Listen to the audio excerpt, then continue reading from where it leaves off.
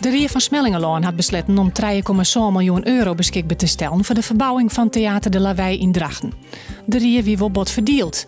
De oppositie wil weten wat er misgaan is bij de bouw ontnota. Maar nevens wethouder Krans maakt Jilt de bouw zo gauw mogelijk wel los. In Frenscher wordt Joert een nieuwe ambulancepost in gebruik naam. Die moet ervoor zorgen dat ambulances op het platteland van West-Friesland jedder te plak binnen. De landelijke norm is binnen een kwartier. Maar in Friesland wordt die norm nou net overal helle. Omroep Friesland rekt zijn haatredacteur kwijt. Diederik Bonarius wordt chef binnenland bij RTL Nijs.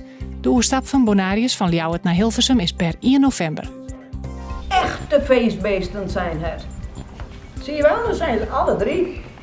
Ja. Zijn ze aan het dansen op de tafel. Het is de Bennenboekenweken begonnen. Op Squalle de Borgen op de Hemmerik lezen Beppes de band voor. Een speciale werkgroep had dit hier alle activiteiten op touw zetten in het rand van deze weken. Bij gelijk een ruilbeurs van boeken. Joen en vannacht enkele opklarings, mogelijke mistbank en 13 graden. Morgen 18 graden, restig waar maar uitentroch zinneskien.